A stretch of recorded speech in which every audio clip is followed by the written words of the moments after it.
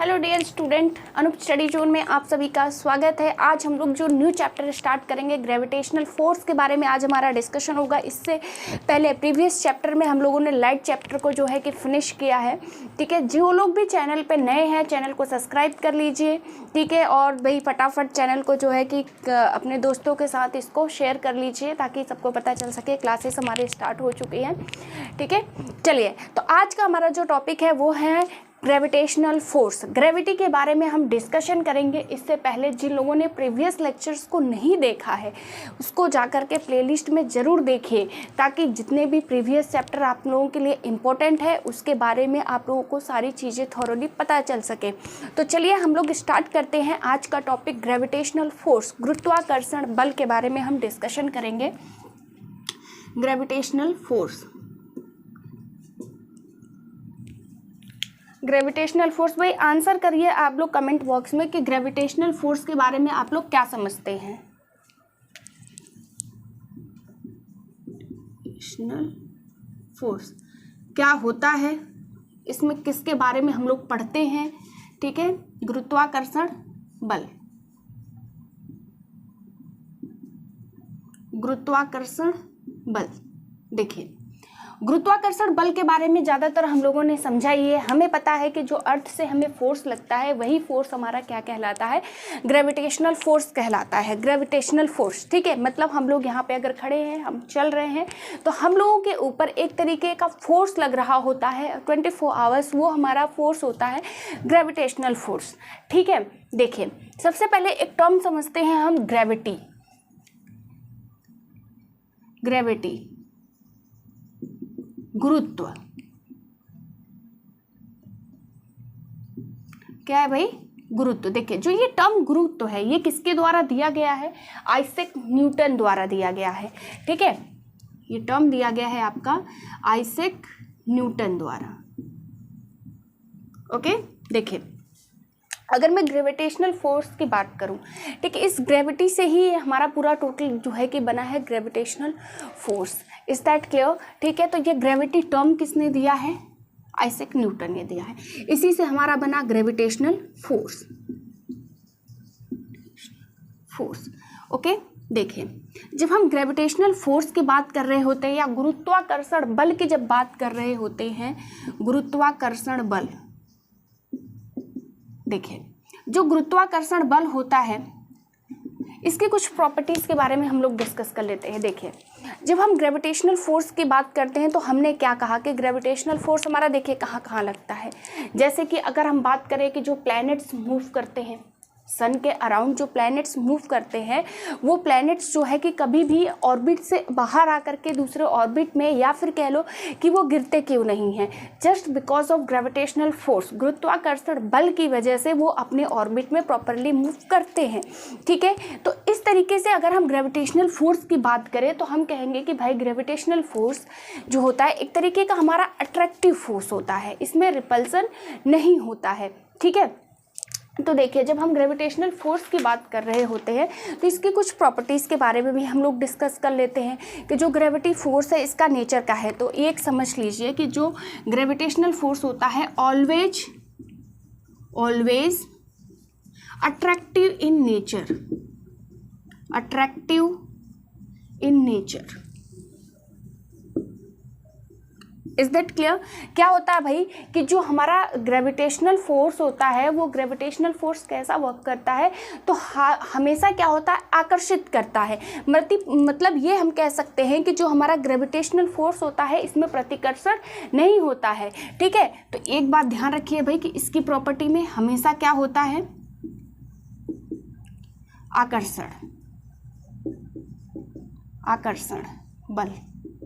ठीक है, कैसा बल होता है, तो आकर्षण, मतलब हमेशा अपनी तरफ आकर्षित ही करता है। ग्रेविटेशनल फोर्स कभी भी रिपेल नहीं करता है, प्रतिकर्षण नहीं करता है। ध्यान दीजिए ये प्रॉपर्टी है और क्वेश्चंस जनरली बेसिक से आप लोगों के बनते हैं। ठीक है, चलिए अगली प्रॉपर्टी की बात करें तो हमने क्या कहा भाई कि ऑलवेज अट्रैक्टिव होते हैं, रिपल्सन इनमें होता नहीं है, नो रिपल्सन। ठीक है, नो रिपल्सन, प्रतिकर्षण नहीं होता है, प्रतिकर्षण नहीं होता है। ठीक है, ये क्या है भाई, एक प्रॉपर्टीज़ हो गई। आगे हम बात करते हैं कि हम जब फंडामेंटल फोर्स के बारे में बात करते हैं, एक होता है हमारा वीक फंडामेंटल फोर्स, एक होता है हमारा स्ट्रॉन्ग फंडामेंटल फोर्स। ठीक है, इसके बारे में डिस्कशन मोशन चैप्टर में हमने किया है। ठीक है, तो अगर हम बात करें कि जो हमारा ग्रेविटेशनल फोर्स होता है, ये फोर्स कैसा होता है, तो हमारा ग्रेविटेशनल फोर्स हमेशा वीक फोर्स होता है। ठीक है, कैसा फोर्स होता है, वीक होता है, वीक फंडामेंटल फोर्स। तीसरा पॉइंट लिख लीजिए, weak fundamental force. Is that clear? ठीक है, आई होप ये चीज़ें आप लोगों को क्लियर हो गई होंगी। तो सर हमने बात करी टर्म ग्रेविटी। ग्रेविटी जो गुरुत्व है, इसी से हमारा जो है कि हमने आगे पढ़ा ग्रेविटेशनल फोर्स के बारे में। जो गुरुत्वाकर्षण बल होता है हमारा, ये अर्थ के द्वारा जनरली लगता है। ठीक है, इसकी प्रॉपर्टीज़ क्या होती हैं, तो जो ग्रेविटेशनल फोर्स होता है वो कैसा होता है, हमेशा अट्रैक्टिव नेचर का होता है, मतलब आकर्षित ही करता है, रिपल्सन नहीं करता है, प्रतिकर्षण नहीं होता है। नेक्स्ट हमने बात करी वीक फंडामेंटल फोर्स है, कैसा है भाई ये, तो वीक फंडामेंटल फोर्स है। ठीक है, बात समझ में आ गई। तो ये थी सारी प्रॉपर्टीज आपकी ग्रेविटेशनल फोर्स के बारे में, थोड़ा सा डिस्कशन हो गया। अब आगे हम लोग जो बढ़ते हैं, जहाँ से क्वेश्चंस बढ़ने के बड़े संभावनाएं हमारी बढ़ती है, हम बात करेंगे यूनिवर्सल ग्रेविटेशनल लॉ। ठीक है, universal gravitational law very important. तो बात करते हैं नेक्स्ट हम लोग यूनिवर्सल ग्रेविटेशनल लॉ के बारे में। यूनिवर्सल ग्रेविटेशनल लॉ क्या होता है, चलिए भाई बताइए यूनिवर्सल ग्रेविटेशनल लॉ के बारे में आप लोगों को क्या पता है भाई, फटाफट कमेंट बॉक्स में आंसर करते रहिए। ठीक है, यूनिवर्सल ग्रेविटेशनल लॉ की जब हम बात कर रहे होते हैं तो बताइए कि भाई हम किसकी बात कर रहे होते हैं, कि यूनिवर्सल ग्रेविटेशनल लॉ क्या होता है। चलिए अच्छा ये बताइए कि हमने कहा भाई चलो एक बड़ा जी होता है, एक स्मॉल जी होगा। जिसने भी ग्रेविटेशन के बारे में डिस्कशन किया होगा, ये दो टर्म्स तो 100% कन्फर्म है कि आप लोगों ने पढ़ा होगा। तो चलिए नेक्स्ट टॉपिक हम पढ़ते हैं भाई, universal law of gravitation. Universal law of gravitation. ठीक है, यूनिवर्सल लॉ ऑफ ग्रेविटेशन, गुरुत्वाकर्षण का नियम। ठीक है, ग्रेविटेशन।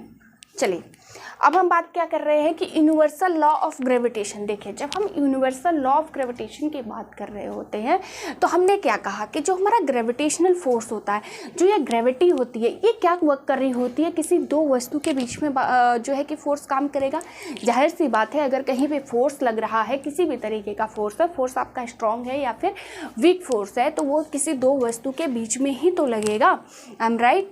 ठीक है, इसी तरीके से क्या होता है, सपोज करिए एक वस्तु ये है, अगर कोई वस्तु है तो उसका अपना मास भी होगा। ठीक है भाई, ये m1 है।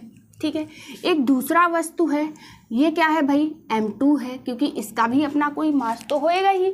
ठीक है, तो ये क्या हो गया, m1 है, ये m2 है। इसके बीच में, इन दोनों के बीच में क्या है भाई, एक डिस्टेंस है। ठीक है, मतलब ये दो वस्तु हैं, ये दो वस्तु कुछ दूरी पर रखी गई हैं। देखिए ध्यान से समझिए, यही से हमारा यूनिवर्सल ग्रेविटेशनल लॉ का कंसेप्ट निकल के आएगा। देखिए, मैं आप लोगों को बहुत ही कंसाइज मैटर दे रही हूँ, जो एग्जाम पॉइंट ऑफ व्यू से इंपॉर्टेंट है। एक्स्ट्रा अननेसेसरी चीज़ें आप लोग कुछ भी नहीं पढ़ेंगे। ठीक है, देखिए मैंने क्या कहा कि दो ऑब्जेक्ट होंगे। ठीक है, दो ऑब्जेक्ट है, उनका अपना मास होगा, उन दोनों को आपने रखा, उन दोनों के बीच में क्या होगा भाई, एक डिस्टेंस भी होगा। ठीक है, क्योंकि जब आप ऑब्जेक्ट को रखेंगे तो कुछ दूरी पे रखेंगे। ठीक है, देखिए according to universal law of gravitation, मतलब ग्रेविटेशन का जो नियम है उसके अकॉर्डिंग क्या कहता है भाई, कि जो हमारा ग्रेविटेशन होता है वो क्या होता है, मतलब इन दोनों के बीच में एक तरीके का क्या लग रहा होता है, फोर्स लग रहा होता है। कौन सा फोर्स है भाई, ग्रेविटेशनल फोर्स, जाहिर सी बात है। ठीक है, तो एक बात समझिए कि इसमें क्या होता है कि हर ऑब्जेक्ट, मतलब पहला ऑब्जेक्ट दूसरे को अपनी तरफ अट्रैक्ट करेगा, दूसरा ऑब्जेक्ट पहले को अपनी तरफ अट्रैक्ट करेगा। ठीक है, तो क्या होता है कि एक फोर्स होता है ना, उस फोर्स, तो कौन सा फोर्स है भाई, ग्रेविटेशनल फोर्स, उसी की वजह से इन दोनों के बीच में अट्रैक्शन होता है। तो जनरली जब हम ग्रेविटेशनल लॉ के बारे में बात कर रहे होते हैं तो हम कहते हैं कि जो इन दोनों के बीच में फोर्स वर्क कर रहा होता है, वो फोर्स क्या होता है, तो ध्यान रखिए, force is directly proportional to product of M1 M2, ठीक है। फिर से समझिए, देखिए ये दोनों बॉडी क्या होगी, एक दूसरे को अट्रैक्ट कर रही होगी, क्योंकि हम फोर्स की बात कर रहे हैं, ठीक है। जब हम ग्रेविटेशनल फोर्स की बात कर रहे होते हैं, फोर्स में क्या हो भाई कि हमने क्या कहा कि एक ऑब्जेक्ट एक दूसरे को अट्रैक्ट करने की कोशिश करेंगे, राइट, ठीक है भाई, अट्रैक्ट तो करेंगे ये दोनों एक दूसरे को, ठीक। अब हमने क्या कहा कि जो यूनिवर्सल लॉ है ग्रेविटेशन का, वो क्या कहता है कि इसमें जो फोर्स लग रहा है, ये फोर्स डायरेक्टली प्रोपोर्शनल किसके, जो इन दोनों का मास है उनके प्रोडक्ट के। पहली इक्वेशन ये हो गई आपकी पहली इक्वेशन। दूसरी इक्वेशन लिखिए, ये जो फोर्स होता है ये क्या करता है, ये यूनिवर्सली प्रोपोर्शनल लगता है किसके, square of distance, square of distance. Is that clear, square of distance. तो मतलब हम ये कह सकते हैं कि जो हमारा यूनिवर्सल लॉ ऑफ ग्रेविटेशन क्या कहता है कि जब फोर्स होता है, वो देखिए फोर्स क्या होता है, किसी दो बॉडी के बीच में ही तो लगेगा, दो बॉडी के बीच में आपका फोर्स लगा और हमेशा पहला क्या करता है, दूसरे को अट्रैक्ट करने का कोशिश करता है, दूसरा पहले को अट्रैक्ट करने की कोशिश करता है। यहाँ पे जो हमारा फोर्स होता है वो डायरेक्टली प्रोपोर्शनल होता है, किसके डायरेक्टली प्रोपोर्शनल होता है, इन दोनों के मास के प्रोडक्ट के बराबर, ठीक है। बात क्लियर हो गई भाई, ठीक है। जो दोनों द्रव्यमान हैं उनके गुणनफल के समानुपाती होता है क्या, जो बल इस पे लग रहा होता है। साथ ही साथ ये फोर्स क्या होता है, यूनिवर्सली प्रोपोर्शनल होता है किसके, जो इन दोनों मास के बीच का जो ये डिस्टेंस है इसके स्क्वायर के, ठीक है, इसके स्क्वायर के। ये हो गई पूरी डेफिनेशन। अब चलिए, ये इक्वेशन हो गया आपका इक्वेशन नंबर 2। कुछ मत करिए, दोनों को मिला दीजिए भाई। अगर मैं इन दोनों को मिला करके मैं आपसे ये कहूँ कि M1 M2 अपॉन d², क्या मैंने गलत लिखा? अगर इन दोनों ही इक्वेशंस को मैं मिला देती हूँ तो मैं ये चीज़ तो लिख ही सकती हूँ ना भाई कि फोर्स जो होता है डायरेक्टली प्रोपोर्शनल है M1 M2 upon universally proportional to d²। इन दोनों इक्वेशन को मैंने मिला दिया, ठीक है। अब समझिए होता क्या है कि जो ये प्रोपोर्शनल का साइन होता है कभी भी आप लोग हमें एग्जैक्ट वैल्यू नहीं देता है, और हमें अगर चाहिए एग्जैक्ट वैल्यू तो इस प्रोपोर्शनल को तो भाई हटाना पड़ेगा। तो ये फिजिक्स का एक रूल है कि जब आप इस प्रोपोर्शनल साइन को हटाकर इसकी जगह इक्वल लगाते हैं तो इस प्रोपोर्शनल की जगह एक ऐसा आपको टर्म देना पड़ता है जो कांस्टेंट हो। कांस्टेंट मतलब जिसकी एक फिक्स वैल्यू हो, जिसको हम बदल नहीं सकते, ठीक। इसलिए ये प्रोपोर्शनल हमेशा हटाना ही पड़ता है। चलिए हटा दीजिए भाई। F is equal to M1 M2 upon d², ठीक है मैम, यहाँ बात क्लियर हो गई। प्रोपोर्शनल साइन आपने कहा हटाएंगे, अगर हम जब प्रोपोर्शनल साइन हटाएंगे तो हमने कहा भाई इक्वल लगाएंगे, ठीक है, लेकिन उसके साथ हमें एक कांस्टेंट टर्म भी तो देनी पड़ेगी। हमने क्या कहा कि प्रोपोर्शनल साइन हटाने का मतलब उसको एक कांस्टेंट टर्म देनी है। कांस्टेंट टर्म देना है तो यहाँ पे जो ये कांस्टेंट टर्म होता है ये होता है आपका g। क्या होता है भाई, g, ठीक है। यही क्या हो गया हमारा यूनिवर्सल ग्रेविटेशनल लॉ, ठीक है। आगे बात समझ में। तो अब आप क्या लिख देंगे कि भाई क्या हो जाता है, जो हमारा फोर्स हो जाएगा ये किसके बराबर हो जाएगा, तो Gm1 M2 upon d²। That clear, ठीक है, बात समझ में आई। अब ये जो g है आपने कहा मैम कि इसकी वैल्यू कांस्टेंट होनी चाहिए। हाँ जी बिल्कुल होनी चाहिए, कांस्टेंट है इसकी वैल्यू। तो इस g की वैल्यू जो होती है ये बड़ी इंपॉर्टेंट है। इस g की वैल्यू आपकी हो जाती है 6.67 इंटू 10⁻⁻11। क्या इतनी होती है, आगे समझिए। न्यूटन मीटर स्क्वायर, ठीक है, Newton metre square plus kg², ठीक है। देखो इसकी जो ये वैल्यू होती है ना भाई, ये वैल्यू आपकी इस यूनिट के साथ याद रखना, ये ज़्यादा इम्पॉर्टेंट है, ठीक है। जी की वैल्यू जो होती है आपकी ये क्या होता है भाई कि 6.67 इंटू 10⁻⁻11, ठीक है, न्यूटन मीटर स्क्वायर पर kg²। न्यूटन मीटर स्क्वायर पर kg² याद कर लो। क्वेश्चन कंफ्यूज करने के लिए कई बार ये वैल्यू डायरेक्ट तो दे देगा, लेकिन इसके साथ या तो आपके यूनिट के साथ छेड़खानी कर देगा जिससे आप हो जाएंगे कंफ्यूज, या फिर समटाइम्स क्या होएगा कि इसकी वैल्यू जो इसके वैल्यूज़ है वही कुछ इधर उधर करके आपको कंफ्यूज करने की कोशिश करेगा। ठीक है, तो यहाँ पे जो है कि जी की वैल्यू जो होती है 6.67 इंटू 10⁻⁻11 न्यूटन मीटर स्क्वायर पर kg square. Is that clear? ठीक है, अब भाई ये बात हुई कि ये कांस्टेंट है, तो ये वैल्यू भी किसी ने दी ही होगी, तो ये कैवेंडिश के द्वारा दी गई है। किसके द्वारा दिया गया है? तो एक साइंटिस्ट है भाई कैवेंडिश। That clear? कैवेंडिश के द्वारा ये वैल्यू जी की जो कांस्टेंट वैल्यू है ये कैवेंडिश के द्वारा दी गई है। चलिए, हमने क्या पढ़ लिया? हमने यूनिवर्सल लॉ ऑफ ग्रेविटेशन में बात कर ली कि फोर्स हमारा डायरेक्टली प्रोपोर्शनल होता है किसके। अच्छा, यहाँ पे हमने दो मासेस की क्यों बात करी? क्योंकि भाई फोर्स मिनिमम दो ऑब्जेक्ट के बीच में ही लगेगा, सिंगल में तो फोर्स लग नहीं सकता, इसीलिए यहाँ पे दो ऑब्जेक्ट लिया, उसके मास के प्रोडक्ट के डायरेक्टली प्रोपोर्शनल और universally proportional square of distance, उन दोनों के बीच में हम लोगों ने यहाँ पे बनाया। ये कहानी पूरी बन गई। ठीक है, आई होप यहाँ तक की स्टोरी आप लोगों को क्लियर हो गई होगी। अब मैं बात करती हूँ इसके डायमेंशंस की। ठीक है, डायमेंशन से भी इससे क्वेश्चंस बनते हैं, तो इसके डायमेंशन की हम बात करते हैं भाई। ठीक है, विमेय फार्मूला। अगर इसके डायमेंशन की बात करूं तो चलिए फटाफट मुझे बताइए कि इसका डायमेंशन अगर मैं कहूं तो इसका डायमेंशन क्या बनेगा। अब तो आप लोग फर्स्ट चैप्टर जिन लोगों ने भी पढ़ा है वो पढ़ चुके होंगे कि भाई डायमेंशंस कैसे निकालते हैं, और जो लोग नहीं हैं, जो निकालना नहीं जानते हैं, वो प्लेलिस्ट में जा कर के जो है यूनिट्स एंड मेजरमेंट चैप्टर को देख लीजिए। बहुत ही बेहतरीन तरीके से आप लोगों को यूनिट के साथ साथ डायमेंशन निकालना सिखाया गया है। चलिए आगे बढ़ते हैं, बात करते हैं किसकी भाई, हमें जो है कि यहाँ पे निकालना है जी की। किसकी डायमेंशन निकालनी है? जी की। तो पहले जी के टर्म में हमें पूरा फॉर्मूला चेंज करना पड़ेगा। चलिए ठीक है, कोई दिक्कत नहीं है। अब बताइए, अगर मुझे जी की वैल्यू निकालनी है तो जी को इधर लेके आइए, ये हो जाएगा FD²/m1 इंटू m2। कोई डाउट? भाई हमें अगर जी की वैल्यू डायमेंशन निकालना है तो पहले तो जी के टर्म में हम इसको चेंज तो कर लें। जब हम इसको चेंज कर लेंगे तो हमें क्या समझ में आया, ध्यान से समझिए कि फोर्स है, फोर्स दे रखा है, डिस्टेंस, तो पहले हमें फोर्स का डायमेंशन तो पता होना चाहिए। तो फोर्स का डायमेंशन तो भाई हम लोग पढ़ ही चुके हैं। तो फोर्स का डायमेंशन फॉर्मूला क्या हो जाता है?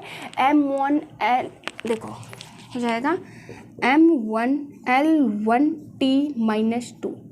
ठीक है, ये क्या हो गया भाई? फोर्स का डायमेंशन फॉर्मूला। ठीक है, जिसको जिसको नहीं पता है जा करके देख लेना, है ना, क्योंकि अगर हम यहाँ पे एक एक और बताने बैठे तो बड़ा लेक्चर लंबा हो जाएगा और पढ़ना हमें काफ़ी कुछ है। चलिए, क्या कहा भाई? m1l(t-2). अब डिस्टेंस की बात करते हैं तो डिस्टेंस हमें क्या पड़ता है भाई कि l² हो जाता है ना, क्योंकि डिस्टेंस को हम लेंथ में ही तो मेजर करते हैं। और यहाँ पे अगर हम बात करते हैं मास m1 m2 की, तो भाई ये क्या हो जाएगा आपका m²। ठीक है, ठीक है, मास को हम मास ही लिखते हैं। चलिए अब इसको ऊपर ले जाते हैं। जब ऊपर लेके जाएंगे तो क्या बन जाएगा आपका m-1, क्योंकि ये 2 जा करके यहाँ माइनस हो जाएगा, तो ये हो जाएगा भाई m-1। और l कितना हो जाएगा भाई? क्यूब, क्योंकि ये एक पावर और ये 2 पावर, ये दोनों ऐड हो जाएंगी l³। और t-2 के साथ तो कुछ भी नहीं करना है, ये तो एज इट इज़ ही ऐसे लिखा जाएगा। ठीक है, तो ये मिला जुला के भाई ये कहानी हो गई कि हमारा जो डायमेंशन फॉर्मूला बन गया किसका? जी का। जो कांस्टेंट ग्रेविटेशनल जी है इसके वैल्यू क्या बन गई? m-1 l³ t-2। कैसी बनी? ये सारी चीज़ें आप लोग देख लीजिए। ठीक है, बाकी रेस्ट अगर बहुत ही ज़्यादा डिटेल में पढ़ना है तो यूनिट्स मेजरमेंट की क्लास देखो ना भाई, हैं, सब चीज़ें क्लियर हो जाएंगी। चलिए, तो ये सारी कहानी हो गई भाई हम लोगों की यूनिवर्सल ग्रेविटेशनल लॉ की। इतनी ही सारी चीज़ें आप लोगों से पूछी जाती है, या तो आपसे डायमेंशन पूछ लिया, या तो इसकी जी की वैल्यू पूछ ली, या फिर डायरेक्ट आपसे ये जो है कि बेसिक्स से कंसेप्ट अगर बना तो आपसे ये सारी चीज़ें पूछ सकता है कि किसके प्रोडक्ट के प्रोपोर्शनल है, समानुपाती है, या फिर कहो कि यूनिवर्सली प्रोपोर्शनल है। ठीक है, चलिए, तो यूनिवर्सल ग्रेविटेशनल लॉ जो है भाई वो हमारा क्या हो गया? ख़त्म हो गया। ठीक है, यही सारी चीज़ें थी, इसको नोट कर लीजिए। बाकी आप लोगों को टेंशन लेने की ज़रूरत नहीं है भाई, PDF आप लोगों को डिस्क्रिप्शन लिंक में मिल जाएगी, तो आप लोग वहाँ से जा कर के डाउनलोड कर लीजिए। बाकी देखिए यहाँ से समझ करके लिखेंगे तो इसमें फ़ायदा आपका ही है, ठीक है। चलिए आगे बात करते हैं हम किस चीज़ की। चलिए आगे हम लोग बात करते हैं ग्रेविटी का। देखिए एक तो था बड़ा जी, जो अभी हम लोगों ने पढ़ा कि भाई ग्रेविटी लॉ के जो जी की वैल्यू थी, हमने कहा भाई 6.67 इंटू 10⁻⁻11 न्यूटन मीटर स्क्वायर पर केजी स्क्वायर। देखो यूनिट में मैं इतना ज़्यादा जोर क्यों दे रही हूँ, क्योंकि यहीं से आपको कंफ्यूज करने का चांसेस बनते हैं, ठीक है। चलिए आगे बात करते हैं हम ग्रेविटी, जो स्मॉल जी होता है, ठीक है। देखो एक होता है हमारा स्मॉल जी, जिसको हम क्या कहते हैं भाई, ग्रेविटी कहते हैं, ठीक है। क्या कहते हैं, ग्रेविटी कहते हैं। चलिए एक वैल्यू इसकी भी होती है। कितने कितने लोगों को पता है भाई कि जो ये स्मॉल जी है, ये ग्रेविटी है, इसकी क्या वैल्यू होती है, ग्रेविटी, गुरुत्व। देखिए जब हम इस गुरुत्व की बात कर रहे होते हैं तो इसकी भी एक वैल्यू है, हालांकि इसकी वैल्यूज चेंज होती रहती हैं, ठीक है। जब हम अभी आगे पढ़ेंगे कि कहाँ पे किस तरीके से, लेकिन ये समझिए कि जो ये छोटा जी होता है इसकी वैल्यू बदलती है, लेकिन एक इसकी वैल्यू आपकी फिक्स है। कौन क्या है भैया उसका, देखो आप लोगों को आंसर्स पता हुआ करे तो आप लोग उसको कमेंट बॉक्स में बताया करिए। जैसे अगर मैंने कहा कि ग्रेविटी, तो जब हमने ग्रेविटी की बात करी तो इसकी एक फिक्स वैल्यू इसकी भी है, हालांकि ये वैल्यू चेंज होती है, ठीक है। तो जब पता है तो इसको आंसर कर दीजिए फटाफट कमेंट बॉक्स में, ठीक है, ताकि जिन लोगों को नहीं पता है पता चल जाए, बाकी तो मैं बताऊँगी, है ना। तो देखिए इसकी जो वैल्यू हो जाती है ये होगी 9.8 मीटर पर सेकेंड, ठीक है। 9.8 मीटर पर सेकेंड स्क्वायर क्यों, क्योंकि भाई ये एक्सेलरेशन होता है, ठीक है। एक्सेलरेशन की बात कर रहे होते हैं, क्योंकि ग्रेविटी का मतलब ही होता है एक्सेलरेट करना, ठीक है। तो 9.8 मीटर पर सेकेंड स्क्वायर, ये जी की एक वैल्यू है, ये फिक्स्ड वैल्यू नहीं है कि ये चेंज नहीं हो सकती। लेकिन अगर वहीं पे जब हम बड़े जी की बात कर रहे थे भाई 6.67 इंटू 10⁻⁻11 न्यूटन मीटर स्क्वायर पर केजी स्क्वायर, इसकी वैल्यू जो होती है ये होती है भाई कांस्टेंट। क्या होती है, कांस्टेंट। कांस्टेंट का मतलब ये वैल्यू कभी भी चेंज नहीं हो सकती, ये वैल्यू कभी भी चेंज नहीं हो सकती। इज दैट क्लियर, ये वैल्यू हमेशा कांस्टेंट रहती है, जबकि ये वाली वैल्यू क्या होती है, चेंज होती है। ध्यान रखिए क्वेश्चन बनता है, क्वेश्चन क्या बनता है कि छोटे जी की वैल्यू चेंज हो सकती है या नहीं, या बड़े जी की वैल्यू हो सकती है या नहीं। इससे बेसिक से बना करके किसी भी तरीके का क्वेश्चन आपका बन सकता है, ध्यान रखिए, ठीक है। तो ये क्या होता है कि जो बड़ा जी होता है इसकी वैल्यू आपके कहीं पे भी चेंज नहीं हो सकती, लेकिन जो छोटा जी है 9.8 मीटर पर सेकेंड स्क्वायर, इसकी वैल्यू चेंज होती है। कहाँ चेंज होती है, चलिए बात करते हैं, ठीक है। तो यहाँ पे इसको लिख लो, value does not change, value does not change, ठीक है। और इसकी value can be change, can be change, बदल सकती है, बदल सकती है, ठीक है, एक प्लेस से दूसरे, और इसकी वैल्यू नहीं बदलती, ध्यान रखना। ये एक इम्पॉर्टेंट कंसेप्ट है इससे रिलेटेड, ठीक है। चलिए आगे बढ़िए, बात करते हैं। हमने क्या कहा कि इसकी वैल्यू जब चेंज नहीं हो सकती तो ये तो कांस्टेंट होगी, इसकी कहानी खत्म, बात खत्म करते हैं। बात करते हैं हम इस जी की कि बदलती है तो कहाँ पे बदलती है, कैसे बदलती है। सपोज करिए आपका इस तरीके से, ठीक है। इसका भाई थोड़ा राइटिंग का जो है मेरा डायग्राम है ना, डायग्राम थोड़ा प्रॉपरली नहीं बनता है, इसको थोड़ा आप लोग बस समझने की कोशिश ज़रूर कीजिएगा, ठीक है। सपोज कीजिए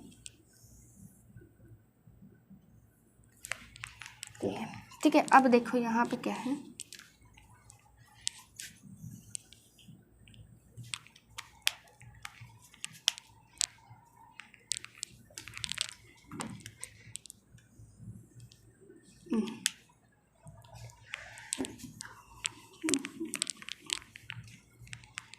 यहाँ पे हम बात कर रहे हैं इक्वेटर और पोल्स की। इस तरीके से सपोज करिए ये आपका इक्वेटर है, जब हम ऊपर जाते हैं इस तरीके से, नीचे जाते हैं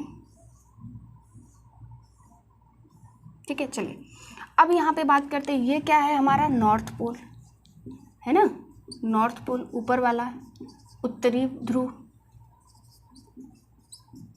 उत्तरीय ध्रुव, ठीक। यहाँ क्या है भाई नीचे साउथ पोल, दक्षिणी ध्रुव, दक्षिणीय ध्रुव, सेट क्लियर। ये है हमारा क्या इक्वेटर, ठीक है, इक्वेटर, ठीक। बात समझ में आएगी, इक्वेटर मतलब भूमध्य रेखा,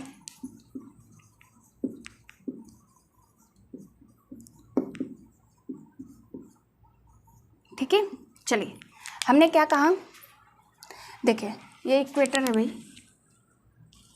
इसको नोट कर लीजिए, इक्वेटर, ठीक है। चलिए हमने क्या कहा कि भाई देखिए एक चीज़ ध्यान रखिए, हमने क्या कहा जी की वैल्यू बदलती है, ठीक है। यहाँ पे क्या होता है भाई, जी की वैल्यू क्या होती है आपकी बदल रही होती है, ठीक है।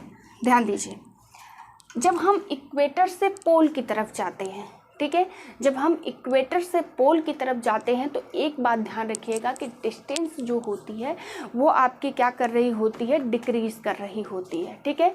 डिस्टेंस आपकी क्या है भाई, डिक्रीज़ कर रही होती है। जैसे कि अगर हम यहाँ से सपोज़ करिए ये इक्वेटर है, इस इक्वेटर से जब इस तरीके से पोल पे जाते हैं तो पोल पे जाते जाते डिस्टेंस बिल्कुल कम, देखिए आप यहाँ से ये यहाँ जिस तरीके से जब हम ऊपर जा रहे हैं, ठीक है, पोल की तरफ, या फिर नीचे भी आ जाइए, अगर इक्वेटर से आप साउथ पोल की तरफ आ रहे हैं तो दोनों के कंडीशन में आप क्या देखेंगे कि यहाँ पे जो होता है आपका डिस्टेंस जो है वो कम हो रहा होता है, ठीक है। तो ये भी कंसेप्ट याद रखिए कि equator to pole, equator to pole distance decreases, distance decrease, दूरी घटती है, दूरी घटती है। Is that clear. तो जब इक्वेटर से हम पोल की तरफ जा रहे होते हैं तो दूरी घटती है। इंपॉर्टेंट कंसेप्ट है, क्वेश्चन बनता है भाई, ठीक है, इंपॉर्टेंट कंसेप्ट है, क्वेश्चन यहाँ से बन रहा होता है। तो फिर क्या है, आगे बढ़िए। आगे हम लोग बात करते हैं कि इक्वेटर टू पोल जो डिस्टेंस होता है भाई वो क्या कर रहा होता है, डिक्रीज़ कर रहा होता है, ठीक। अब देखिए हमने कहा जी की वैल्यू बदलती है, ध्यान दीजिए, जी की वैल्यू पोल पे मिनिमम होती है या मैक्सिमम। क्वेश्चन ऐसा आता है कि जो आपका जी की वैल्यू है कहाँ पे मैक्सिमम होता है और कहाँ पे कम होता है, ठीक है, यहाँ से क्वेश्चन बनता है। तो आप कहेंगे कि जो पोल है आपका, मतलब जो पोल होता है वहाँ पे जी की वैल्यू मैक्सिमम होती है, ठीक है। यहाँ पे जी की वैल्यू क्या होती है भाई, मैक्सिमम होती है सबसे ज़्यादा। तो ध्यान रखिए, हाँ, पोल चाहे आपका साउथ पोल हो चाहे आपका नॉर्थ पोल हो, इससे मतलब नहीं है। बस पोल की जब बात करें, पोल चाहे आपका साउथ पोल है या फिर नॉर्थ पोल हो, दोनों ही पोल पे आपका क्या होता है कि वैल्यू जो होती है वो मैक्सिमम होती है। किसकी, ग्रेविटी, जी की वैल्यू। अगर इक्वेटर पे बात करूँ तो यहाँ पे जी की वैल्यू मिनिमम होती है, मतलब कम होती है। सबसे कम वैल्यू अगर जी की पूछेंगे हाँ तो हम कहेंगे कि भाई जी की सबसे कम वैल्यू कहाँ पे होती है, तो जी की जो सबसे कम वैल्यू हमारी होती है वो इक्वेटर पे होती है। और जी की मैक्सिमम वैल्यू कहाँ पे होती है, पोल पे होती है। पोल चाहे आपका साउथ हो या फिर नॉर्थ पोल हो। Is that clear. चलिए ठीक है, आगे बढ़ते हैं। ये सारी बातें हो गई यहाँ पे। अब एक हम लोगों को कंसेप्ट पता है भाई, क्या, W equal to mg, W is equal to mg। W क्या है, हमारा वेट। W क्या है भाई, हमारा वेट, वजन। Is that clear. मास क्या है भाई, हमारा द्रव्यमान, ठीक है, द्रव्यमान। और ये हमारी हो गई भाई ग्रेविटी, गुरुत्व, ठीक है, ये हो गई गुरुत्व। एक चीज़ यहाँ से, अब देखिए यहाँ पे कंसेप्ट क्या बना कि वेट हमारा क्या होता है, वेट जो हमारा वजन है। तो एक बात ध्यान रखिएगा कि यहाँ से भी क्वेश्चन बनता है, ठीक है। हमारा वजन कभी भी, जो वजन है हमारा घटता बढ़ता रहता है, ठीक है। जो वेट होता है, ठीक है, जो हमारा ये वेट है, जो वजन है, जो क्या करता है भाई, हमारा घटता बढ़ता रहता है। लेकिन अगर मैं वही मास की बात करूँगी, द्रव्यमान की बात करूँगी, तो मास हमारा घटता बढ़ता नहीं है, कांस्टेंट रहता है। बात समझ में आई। तो यहाँ से भी एक कंसेप्ट बनता है, ठीक है, यहाँ से भी आप लोगों का एक कंसेप्ट बनता है। इसको लिख लीजिए भाई आप लोग, जो है कि इसको यहाँ पे नोट कर लीजिए कहीं पे, ठीक है, इसको यहाँ पे नोट कर लीजिए कि पहली बात तो ये कि जो आपका वेट होता है, वेट की वैल्यू किस पे डिपेंड करती है, तो आपके वेट की वैल्यू जो है वो डिपेंड करती है जी पे, ठीक है। तो पहले यहाँ पे लिख लीजिए कि वेट, वजन कैन बी चेंज, ठीक है, वजन बदलता है, बदलता मतलब घटता बढ़ता है ना, कहीं पे भी, ठीक। वहीं अगर हम मास की बात करते हैं, द्रव्यमान की बात करते हैं, तो हमारा द्रव्यमान can not be change, can not be change, ठीक है, कांस्टेंट होता है, बदलता नहीं है, बदलता नहीं है। बदलने का मतलब वही है भाई कि ना तो घटता है ना ही बढ़ता है, जो वैल्यू है वही वैल्यू रहती है। आई बात समझ में। दूसरी बात क्या बताई कि जो वेट है आपका किस पे डिपेंड करता है, ग्रेविटी पे। वेट डिपेंड्स ऑन ग्रेविटी, ठीक है। क्या होता है भाई, जो वेट है हमारा, वेट क्या करता है, तो वेट हमारा जो किस पे निर्भर करता है, हमारे ग्रेविटी पे। कैसे निर्भर करता है, डायरेक्टली प्रोपोर्शनल। वेट हमारा जो होता है ये डायरेक्टली प्रोपोर्शनल किसके है भाई, जी के। डायरेक्टली प्रोपोर्शनल का मतलब क्या हुआ मैम, देखिए डायरेक्टली प्रोपोर्शनल का मतलब अगर ग्रेविटी की वैल्यू आप बढ़ाएंगे तो वेट अपने आप बढ़ेगा, अगर आप ग्रेविटी घटाएंगे तो आपका वेट भी घटेगा। यहाँ से कंसेप्ट क्या निकल के आया कि अगर मैं यहाँ पे आपसे बोल दूँ कि वेट कहाँ पे मैक्सिमम होगा, तो आप कहेंगे कि जो वेट होता है ये भी आपका मैक्सिमम पोल्स पे ही होगा। आई बात समझ में, वेट कहाँ पे मैक्सिमम होगा, तो भाई पोल्स पे ही होगा। और वेट अगर मैं पूछूं कहाँ सबसे कम होगा, तो आप कहेंगे कि वेट जो हमारा मिनिमम है वो होगा इक्वेटर पे। क्यों, क्योंकि जिस तरीके से ग्रेविटी हमारी काम करती है उसी तरीके से हमारा वेट भी रहता है। अगर ग्रेविटी बढ़ रही है तो वेट बढ़ेगा, ग्रेविटी कम हो रही है तो वेट भी कम होगा। लेकिन जो मास होता है, जो द्रव्यमान होता है, ये कांस्टेंट होता है, ये कहीं पे भी आपका बदलता नहीं है। ये देखिए सारे बेसिक कंसेप्ट है और कंसेप्ट से ही क्वेश्चंस बनते हैं इस चैप्टर से।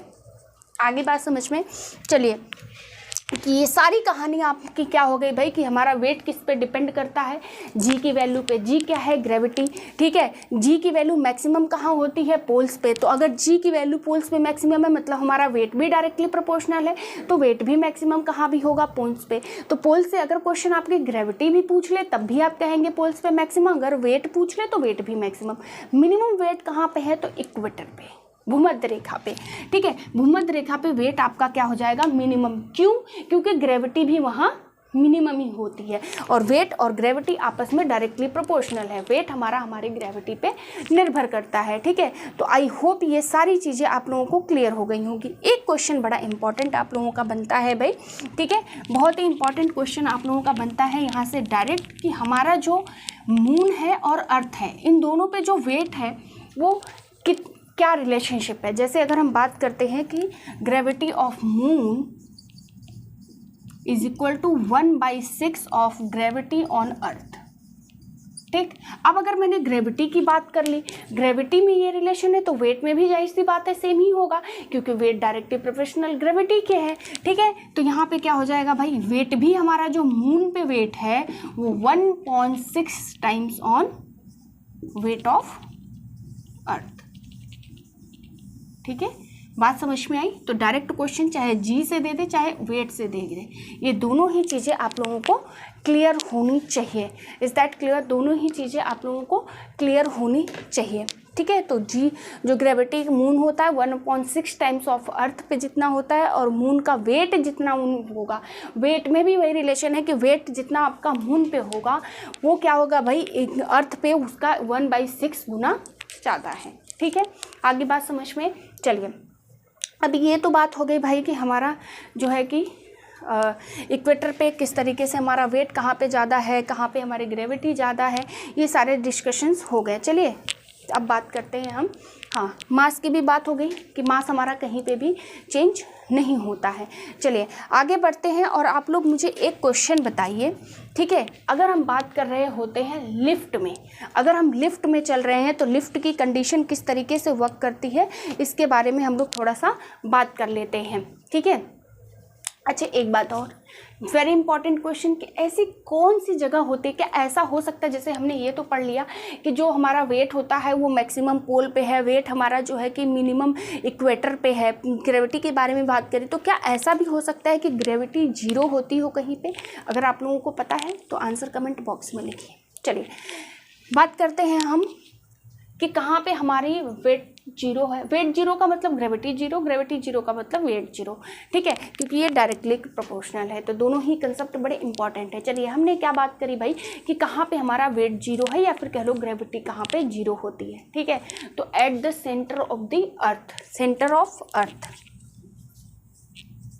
सेंटर ऑफ अर्थ, यहाँ पे क्या होता है कि जी की वैल्यू आपकी क्या हो जाती है, जीरो। जी की वैल्यू जीरो मतलब आपका वेट भी क्या हो जाएगा, जीरो हो जाएगा, ठीक है। तो centre of earth, centre of earth मतलब जो पृथ्वी की जो है कि आपका सेंटर पोर्शन होता है वहाँ पे आपकी ग्रेविटी जीरो होती है। क्वेश्चन बनता है कि ग्रेविटी कहाँ पे जीरो होती है, नॉर्थ पोल पे, इक्वेटर पे या फिर अर्थ के सेंटर पे? तो आप कहेंगे अर्थ के सेंटर पे, ग्रेविटी जीरो, वेट जीरो, ठीक है। अब इसी को हम कहते हैं भारहीनता, भारहीनता मतलब जहाँ पे भार नहीं होता है, weightlessness, weightlessness. Is that clear, is that clear, ठीक है। तो ये सारे कंसेप्ट रिलेटेड हो गए आपके भाई ग्रेविटी से। अब आगे हम बात करते हैं कि motion in the person in lift, motion of person in lift. चलिए लिफ्ट के बारे में थोड़ा सा डिस्कशन कर लेते हैं कि लिफ्ट में जब हम लोग ट्रेवल कर रहे होते हैं, जैसे सपोज कीजिए अगर लिफ्ट में जब आप ऊपर की तरफ जा रहे होते हैं तो आप मुझे बताइए कि कैसा फील हो रहा होता है आप लोगों को, कि मतलब वेट ज़्यादा लग रहा होता है या फिर वेट आप लोगों को कम लग रहा होता है, किस तरीके की फीलिंग्स आप लोगों को आ रही होती हैं भाई कब, जब हम बात कर रहे होते हैं कि हमारी लिफ्ट जो है ऊपर जा रही हो, ठीक है, जब लिफ्ट ऊपर जा रही हो उस कंडीशन में। चलिए तो तीन ही कंडीशंस होती हैं। पहले लिफ्ट जब ऊपर जा रही हो, motion of person in lift. चलिए motion of person in lift, तीन कंडीशन, या तो लिफ्ट इज गोइंग अपवर्ड,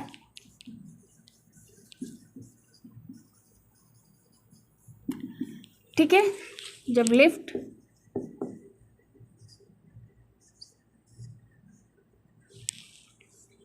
ऊपर जा रही हो,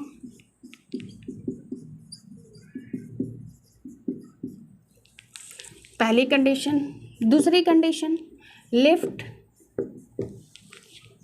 इज गोइंग डाउनवर्ड, ठीक है, लिफ्ट नीचे आ रही हो, नीचे आ रही हो, ठीक है। और एक कंडीशन क्या हो सकती है भाई, एक होती है आपकी फ्री फॉल की कंडीशन। तीसरी कंडीशन कौन सी, फ्री फॉल, मुक्त रूप से, मुक्त रूप। चलिए आइए समझते हैं क्या होता है। चलिए भाई, तो जब आप देखेंगे, जब आप लिफ्ट में, आई होप सब लोग बैठे होंगे, जब लिफ्ट में आप बैठे होते हैं और लिफ्ट में जब आप ऊपर की तरफ जा रहे होते हैं तो आपने नोटिस किया होगा कि आपको ऐसा लगता है कि मेरा वज़न बढ़ रहा है या फिर कह लो कि वज़न आपको ज़्यादा लगता है, ठीक है। तो यहीं से क्वेश्चन बनता है कि जब लिफ्ट इज़ गोइंग अपवर्ड तो उस समय हमें क्या लग रहा होता है कि हमारा वेट क्या है भाई, इंक्रीज़ हो रहा है। क्या हो रहा है, इंक्रीज़ हो रहा है, ठीक है। तो यहाँ पर लिख लीजिए, जब हम ऊपर की तरफ जाते हैं लिफ्ट में तो वेट इंक्रीज, ठीक है, वजन बढ़ता है, बढ़ता हुआ प्रतीत होता है।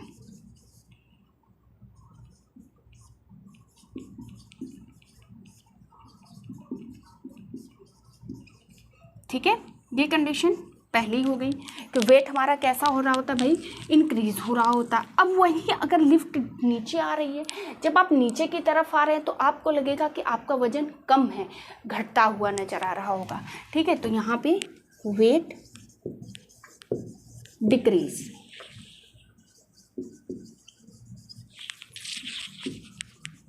वजन घटता हुआ लगता है। Is that clear? ठीक है, तो वेट क्या होगा भाई, आपकी डिक्रीज हो रही होगी। कब? जब आप नीचे की तरफ आएंगे, अपने आप को बहुत हल्का फील करेंगे। तीसरी कंडीशन मैंने क्या बताई, फ्री फॉल की कंडीशन, जब मुक्त रूप से आपका लिफ्ट नीचे आ रहा हो या ऊपर जा रहा हो, तो इस कंडीशन में क्या होता है, तो इसी कंडीशन में आपका होता है वेटलेसनेस। जब आपको ऐसा समझ ही नहीं आएगा कि मेरा वजन बढ़ रहा है, या फिर आप ऐसा फील करेंगे कि मेरा कोई अपना वेट ही नहीं है। ठीक है, तो लिखिए भाई, यही क्या हो जाता है, वेटलेसनेस। मतलब जहाँ पे वेट आपका क्या हो जाए, जीरो, वेटलेसनेस, भारहीनता। Is that clear? तो भारहीनता की कंडीशन कब होती है, जब हम लिफ्ट की बात कर रहे होते हैं, जब हम मुक्त रूप से फ्री फॉल की कंडीशन होती है, उसमें वेट हमारा जीरो होता है, भारहीनता की कंडीशन बन जाती है। अगर लिफ्ट ऊपर जा रही है तो हमें वेट अपना इंक्रीज प्रतीत होता है कि हमारा वजन बढ़ रहा है। अगर लिफ्ट नीचे आ रही है तो हमें अपना वजन घटता हुआ समझ में आता है। Is that clear? सिर्फ यही कंडीशन, यही क्वेश्चंस बनने हैं। ठीक है, आगे बढ़ते हैं और हम आगे बढ़ के बात करते हैं एस्केप वेलोसिटी की। फटाफट बताइए कि एस्केप वेलोसिटी के बारे में आप लोग क्या समझते हैं, क्या होता है एस्केप वेलोसिटी। ठीक है, एस्केप वेलोसिटी, पलायन वेग। और अगर किसी को भाई डेफिनेशन नहीं पता है, वैल्यू ही पता है, तो आप लोग मुझे वैल्यू ही बता दो कि इसकी वैल्यू ही कितनी होती है ना, इसकी वैल्यू कितनी होती है। चलिए बताइए, एस्केप वेलोसिटी की वैल्यू कितनी होती है। जब हम एस्केप वेलोसिटी की बात कर रहे होते हैं उस केस में इसकी वैल्यू क्या होती है। और पहली बात तो ये बताइए कि जो एस्केप वेलोसिटी होता है वो होता ही क्या है, किसको हम कहते हैं कि ये हमारा एस्केप वेलोसिटी है। फटाफट आंसर करिए भाई आप लोग कमेंट बॉक्स में। आई होप ऐसा तो है नहीं कि आप लोगों ने गुरुत्वाकर्षण बल को जो है कि पढ़ा ही नहीं है। ज़रूर इसके बारे में कुछ न कुछ तो जानकारी आप लोगों को होगी ही। तो थोड़ा अपने नॉलेज को शेयर करिए भाई, हमसे भी है और जो बच्चे नए हैं उनको भी। देखिए, अगर चीज़ें आप लोगों को क्लियर हो रही हैं, समझ में आ रहा है, तो भाई एक लाइक तो ज़रूर करते बनता है। ठीक है, तो एक लाइक कर दीजिए। ठीक है, और फ्रेंड्स के साथ अगर अभी तक शेयर नहीं किया है तो फटाफट इसको शेयर भी कर लीजिए। चलिए, हमने क्या कहा कि हम बात कर रहे हैं एस्केप वेलोसिटी, पलायन वेग की। ठीक है, पलायन वेग की, एस्केप वेलोसिटी।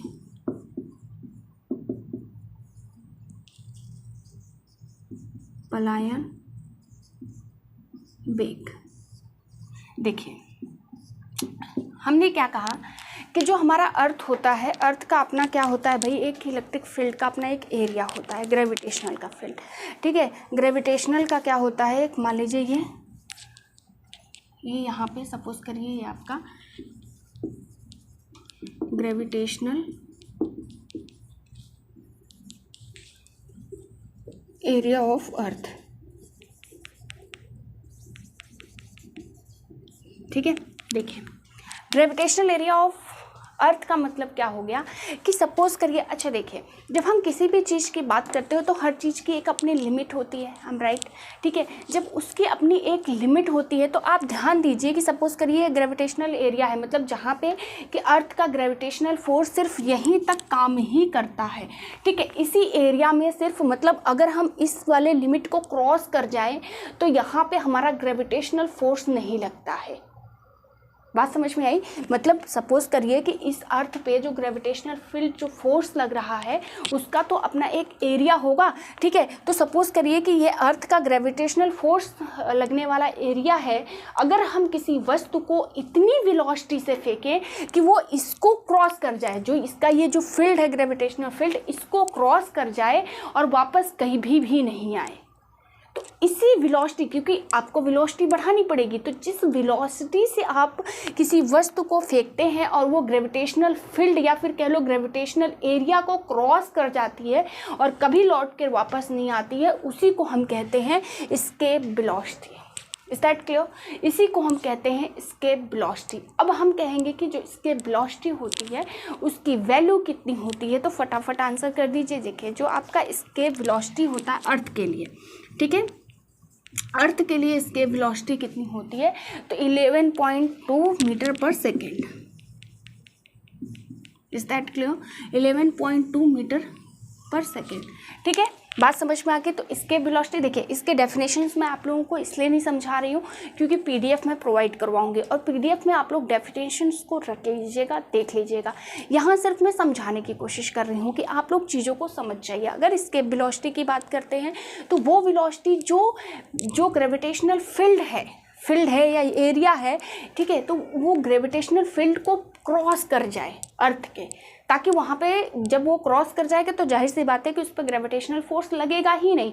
क्यों? क्योंकि जो लिमिट थी उस लिमिट को तो उस वेलोसिटी ने क्रॉस कर लिया है। तो वो वेलोसिटी कितनी है? 11.2 meter per second. Direct question यहीं से आता है कि इसके वेलोसिटी की अर्थ पे, ठीक है, ये अर्थ पे है, ये बात समझिए। तो अर्थ पे इसके वेलोसिटी की वैल्यू कितनी है, तो आप कहेंगे 11.2 मीटर पर सेकेंड।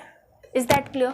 ये थी आपकी एस्केप वेलोसिटी, जहाँ से आपका क्वेश्चन बनता है, ठीक है। तो ये एक न्यूनतम, मतलब ये कम से कम वो वेलोसिटी है, मतलब न्यूनतम वेलोसिटी जो आपकी इस फील्ड को क्रॉस कर जाए और वापस लौट करके नहीं आए, ठीक है, बात समझ में आई। चलिए आगे हम लोग बात करते हैं जो है केपलर्स लॉ के जो है कि नियम के, ठीक है, वेरी वेरी इंपॉर्टेंट। देखिए, जो केपलर्स लॉ है ये आप लोगों का जो है कि जो प्लैनेट का मोशन होता है, जैसे न्यूटन्स ने 3 लॉज दिए हैं ना मोशन के लिए, गति के लिए, उसी तरीके से केपलर्स ने भी दिए हैं अपने 3 नियम। और ये 3 नियम किस पे काम करते हैं, तो ये 3 नियम आपके काम कर रहे हैं भाई कि जो प्लैनेट्स होते हैं ना, हमें पता है कि जो सन होता है उसके चारों तरफ जो है कि प्लैनेट्स क्या होते हैं, मूव कर रहे होते हैं, राइट। तो जो ये प्लैनेट्स की मूवमेंट होती है ना, उन्हीं के लिए केपलर्स ने 3 लॉज दिए हैं। कौन कौन से लॉज हैं आइए देखते हैं, और ये भी देखते हैं क्वेश्चंस कैसे बनता है, ठीक है। तो हम जो है कि केपलर्स के लॉज के बारे में अगर बात करें तो कितने हैं? 3।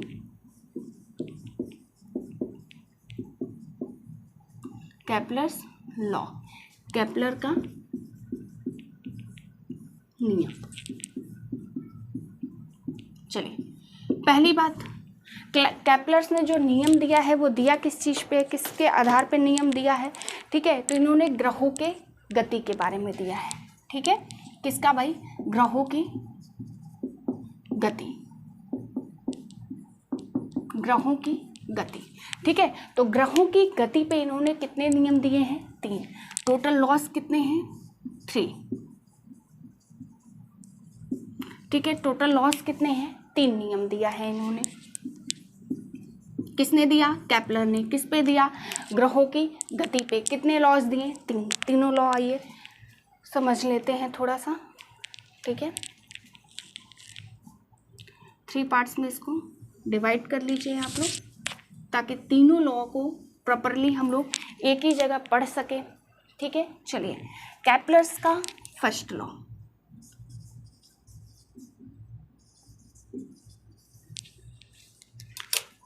केपलर्स फर्स्ट लॉ, ठीक है। चलिए, पहला नियम क्या कहता है भाई? देखिए, जो केपलर्स है, केपलर्स ने पहला नियम, मैंने क्या कहा कि ग्रहों की गति के बारे में नियम दिया है इन्होंने, ठीक है। तो जो केपलर्स का पहला नियम है वो ये कहता है, ठीक है, केपलर्स का पहला नियम क्या कहता है कि सपोज करिए जो आपका यहाँ पे हमें क्या पता है कि सूर्य के चारों तरफ, सपोज करिए यहाँ पे ये सन है, ठीक है। सन के चारों तरफ क्या होता है कि ये भाई जो ग्रह होते हैं वो चक्कर लगा रहे होते हैं। तो यहाँ पे जो पहला नियम था वो नियम क्या कहता है? वो नियम ये कहता है कि केपलर्स लॉ के अकॉर्डिंग कहना इनका है कि जो ग्रह होते हैं सूर्य के चारों तरफ जो चक्कर लगा रहे होते हैं वो किस शेप में होते हैं? तो एक एलिप्टिकल शेप में होते हैं, ठीक है। तो इनका शेप किस तरीके से ये मूव कर रहे होते हैं सूरज के चारों तरफ, तो ये आपके एलिप्टिकल शेप में कर रहे होते हैं मूवमेंट, ठीक है, कौन सी शेप में? इलिप्टिकल। चलिए लिख लीजिए कि कैसा है भाई, किस शेप में होता है? इलिप्स या फिर इलिप्टिकल। ठीक है, तो इनका जो मूवमेंट है, मूवमेंट इज इन इलिप्स। ठीक है भाई, इलिप्स के जो है कि तरीके से, या फिर कह लो कि दीर्घ वृत्ताकार, हिंदी वाले लिख लो भाई, दीर्घ वृत्ताकार।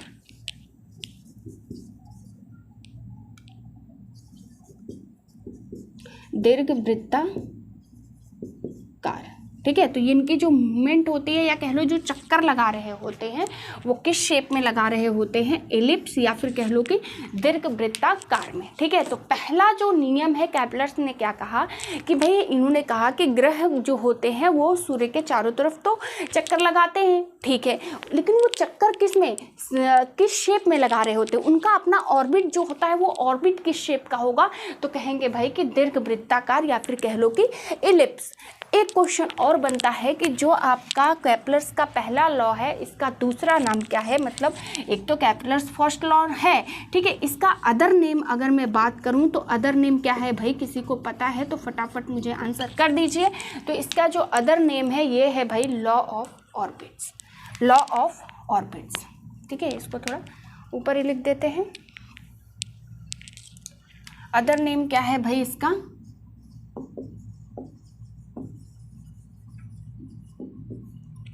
Law of orbit.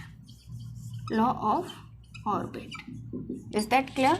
मतलब कक्ष का नियम, या फिर कह लो कक्षा का नियम। कक्षा का नियम। ठीक है, तो एक चीज़ और ध्यान रखिए, एक क्वेश्चन यहाँ से आपका बनता है। क्या क्वेश्चन बनता है कि केपलर्स फर्स्ट लॉ को किस नाम से जाना जाता है? तो लॉ ऑफ ऑर्बिट, या फिर कह लो कक्षा का नियम। ठीक है, इस नाम से जानते हैं। और पहला लॉ क्या कहता है कि जो ये सूर्य के चक्कर लगा रहे होते हैं सन के चारों तरफ, वो किस शेप में लगा रहे होते हैं? तो दीर्घ वृत्ताकार, या फिर कह लो कि एलिप्स में चक्कर लगा रहे होंगे। सीधी सी बात। चलिए भाई, चक्कर की तो बात हो गई कि हमें ये भी पता है कि सूर्य के चारों तरफ चक्कर लगाते हैं, और किस शेप में लगाते हैं? तो आप कहेंगे कि दीर्घ वृत्ताकार में लगाते हैं। आइए दूसरे लॉ पे चलते हैं। दूसरे लॉ पे चलते हैं कि भाई केपलर्स का दूसरा नियम क्या कहता है। ठीक है, मैं इसको रफ कर दे रही हूँ थोड़ा। आई होप आप लोगों ने टाइटल तो डालिए होगा। चलो, केपलर्स सेकेंड लॉ। ठीक है, केपलर्स सेकेंड लॉ। चलिए, केपलर सेकेंड लॉ को क्या कहते हैं भाई? देखिए, हमने पहले क्या बात करी, देखिए इसको सीक्वेंस वाइज आप लोग समझते जाइए। पहले क्या कहा कि जब सूर्य के चारों तरफ चक्कर लगाते हैं, किस शेप में लगाते हैं? एलिप्स, दीर्घाकार में। तो हम दूसरे में क्या बात करेंगे? अगर हम दूसरे की बात करेंगे तो देखिए, जब दूसरा लॉ जो होता है वो क्या कहता है? स्पीड ऑफ जो है कि जो स्पीड ऑफ ग्रह या फिर प्लैनेट है ना, मतलब प्लैनेट की स्पीड की बात करता है। ठीक है, तो यहाँ पे दूसरे लॉ का, अच्छा दूसरे लॉ का नाम भी लिख लीजिए कि जो दूसरा लॉ होता है उसको किस नाम से, जो इसका दूसरा नाम है, तो कहेंगे law of equal area. Law of equal area. ठीक है, बराबर क्षेत्रफल का नियम।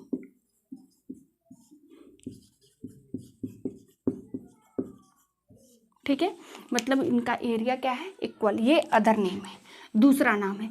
अगली कंडीशन से इसके बारे में पढ़िए भाई कि केपलर्स लॉ जो दूसरा नियम है उसमें कहते क्या है? ध्यान से बैठ के समझिए कि इसमें हम किसकी बात कर रहे हैं? स्पीड की। ठीक है, किसकी बात करते हैं? स्पीड। किसकी बात कर रहे हैं भाई? Speed of planet. ठीक है, ग्रहों की चाल की, ग्रहों के चाल की बात करते हैं। ठीक है, किसकी बात कर रहे होते हैं? स्पीड ऑफ प्लैनेट, ग्रहों के चाल की बात कर रहे होते हैं। चलिए भाई, ग्रहों की चाल का मतलब देखिए, जब सन है, ठीक है, सन जैसे कि आप सपोज करिए यहाँ पे ये सन है, और इस सन के जो है कि ये आपका ऑर्बिट है, यहाँ पे सन है। ठीक, इस तरीके से यहाँ पे क्या होगा भाई कि जो ग्रह होंगे वो क्या कर रहे होंगे? हमें पता है ना कि इस तरीके से सपोज कीजिए, चलिए यहाँ पे समझ लीजिए, ठीक है। देखिए सपोज कीजिए ये आपका ग्रह है, यहाँ पे आपका सन है, सूर्य है, ठीक। इस तरीके से अलग अलग ऑर्बिट होते हैं, ठीक है। इस तरीके से आपके अलग अलग ऑर्बिट्स होते हैं। टोटल कितने होते हैं? 8, ठीक है।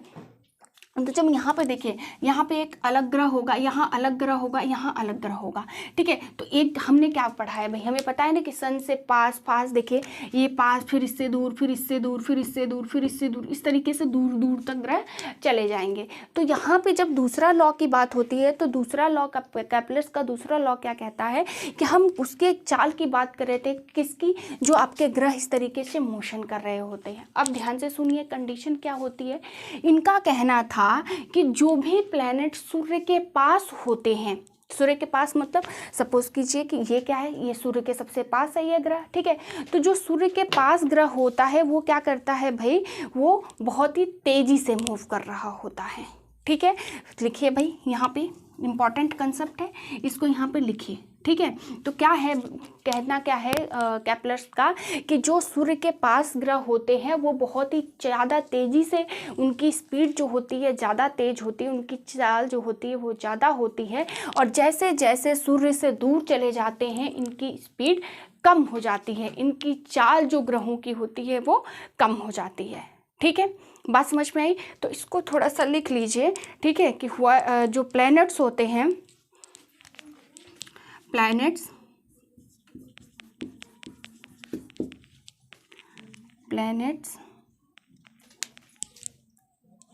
अपने टर्म में भाई इसको आप लोग लिख लीजिए कि जो प्लैनेट होता है, ठीक है, प्लैनेट का क्या हो जाता है, आपका जो स्पीड होती है,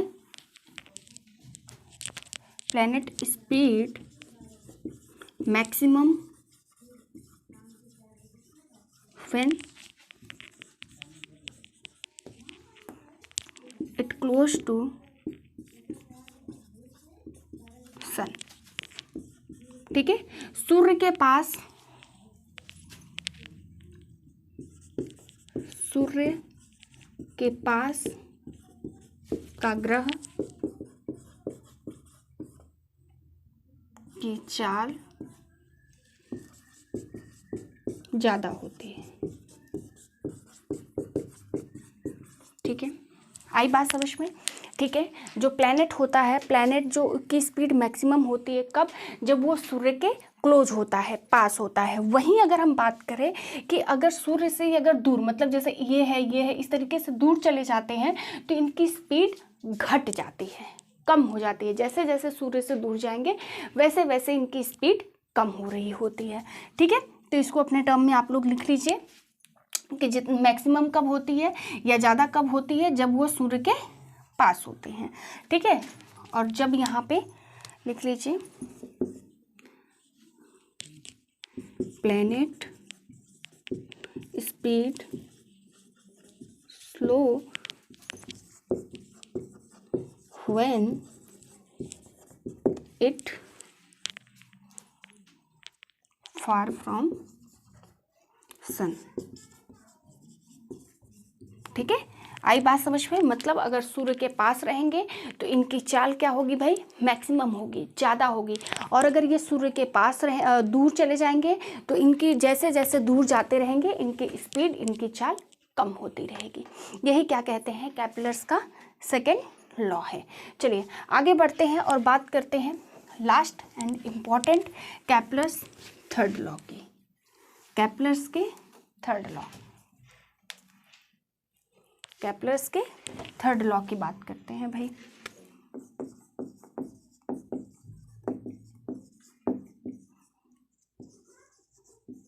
कैपलर्स थर्ड लॉ, देखिए कैपलर्स थर्ड लॉ में एक आपका इम्पॉर्टेंट फॉर्मूला होता है, T square is equal to R cube. T square is equal to R cube, ये बड़ा इम्पॉर्टेंट सा टर्म है और यहीं से समझिए कि कैपलर्स थर्ड लॉ ख़त्म हो जाता है। क्या है भाई? ये कहता है, या फिर ये कह लो कि ये डायरेक्टली प्रोपोर्शनल होता है एक्चुअली। देखो डायरेक्टली प्रोपोर्शनल होता है। तो कैपलर्स थर्ड लॉ क्या कहता है कि according to Kepler's third law होता क्या है कि जो टाइम का स्क्वायर होता है, मतलब जो टाइम पीरियड होता है उसका स्क्वायर टाइम किसके प्रोपोर्शनल होता है, जो semi major axis. Semi major axis का मतलब सपोज करिए कोई एक्सेस है, इसका जो सेमी मेजर एक्सेस होता है मतलब क्या, रेडियस, तो इसके क्यूब के डायरेक्टली जो है कि प्रोपोर्शनल, मतलब जो टाइम का स्क्वायर दिया रहता है ये डायरेक्टली प्रोपोर्शनल किसके हैं, सेमी मेजर एक्सेस के direct cube times directly proportional है। Is that clear. यहाँ पे आपका टी जो है टाइम पीरियड है, टाइम पीरियड है, आर की बात करें तो रेडियस, ठीक है, रेडियस, या फिर आप ये समझ लीजिए कि यहाँ पे या आपका रेडियस हो गया डिस्टेंस, ठीक है, या फिर आप ये कह लीजिए कि मतलब डिस्टेंस जो होती है अर्थ की, फ्रॉम अर्थ, डिस्टेंस फ्रॉम अर्थ, ठीक है, या तो ये कह लीजिए। तो ये 3 लॉज हो गए। सिर्फ यहाँ से आपको थर्ड लॉ में याद क्या रखना है, ये कंडीशन कि जो टी का स्क्वायर होता है डायरेक्टली प्रोपोर्शनल किसके होता है, आर क्यूब के, और यही क्वेश्चन बनता है। इससे ज़्यादा और कुछ चीज़ें आपको समझने की ज़रूरत नहीं है। तो ये पूरी थी भाई ग्रेविटेशनल फोर्स जो था हमारा, ग्रेविटी के बारे में सारा डिस्कशन हो चुका, ठीक है। देखिए हम लोगों ने जो है कि सब बातें पढ़ ली, ग्रेविटेशनल फोर्स क्या होता है, जी क्या होता है, यूनिवर्सल लॉ के बारे में पढ़ा, इसके वेलोसिटी के बारे में पढ़ा, कैपलर्स के 3 लॉज पढ़े। कैपलर्स का पहला लॉ कहता है कि जो प्लैनेट्स होते हैं, जो प्लैनेट सन के चारों तरफ चक्कर लगा रहे होते हैं वो अपने ऑर्बिट में, और उनका ऑर्बिट में जो चक्कर लगाते हैं वो किस शेप में है, इलिप्टिकल, दीर्घवृत्ताकार में होता है, ठीक है। दूसरा नियम क्या कहता है, दूसरे नियम में हम ग्रहों के चाल की बात कर रहे होते हैं, स्पीड की बात कर रहे होते हैं, और कैपलर्स कहते हैं कि जो ग्रह सन के पास जितना होता है उसकी स्पीड उतनी ही ज़्यादा होती है। मतलब जो सूर्य के पास आपका ग्रह होगा उसकी जो गति होगी, चाल जो होगा वो ज़्यादा होगा, और जिस तरीके से धीरे धीरे जो है कि प्लैनेट्स दूर जाते रहते हैं, जैसे जैसे दूर जाएंगे उनकी जो चाल होगी वो कम होती जाएगी। कैपलर्स का थर्ड लॉ क्या कहता है भाई कि यहाँ पे जो टाइम पीरियड का स्क्वायर है वो डायरेक्टली प्रोपोर्शनल किसके है, आर क्यूब के, जहाँ पे कि टी क्या है, टाइम पीरियड है। अगर मैं आर की बात करती हूँ तो ये रेडियस, ये सेमी मेजर एक्सेस, लेकिन इसको हम कह सकते हैं कि अर्थ के यहाँ से डिस्टेंस, ठीक है। तो ये सारी चीज़ें थी ग्रेविटेशनल के बारे में, ग्रेविटेशनल फोर्स के बारे में, ठीक है। तो ये चैप्टर आप लोगों का कंप्लीट हो चुका है। नेक्स्ट चैप्टर में हम लोग जो है कि नेक्स्ट टॉपिक की बात करेंगे आपका जो है कि सेंट्रीपिटल, सेंट्रीफ्यूगल फोर्स के बारे में, एंड जो है कि फ्रिक्शन के बारे में। तो नेक्स्ट चैप्टर भी काफ़ी इंटरेस्टिंग होने वाला है, ठीक है। ये चैप्टर जो है कि यहीं पे कंप्लीट होता है, ग्रेविटेशनल फोर्स, इससे बाहर आप लोगों के क्वेश्चंस नहीं बनते हैं। तो आई होप आप लोगों को सेशन समझ में आया होगा, अच्छा लगा होगा। अगर अच्छा लग रहा है तो भाई लाइक कर दो है, और चैनल को सब्सक्राइब कर दो, ताकि जब अगला चैप्टर आप लोगों का यहाँ पे अपलोड हो तो आप लोगों को पता चल जाए। तब तक अपना ध्यान रखिए, रिवीजन करते रहिए, पढ़ाई करते रहिए। Thank you.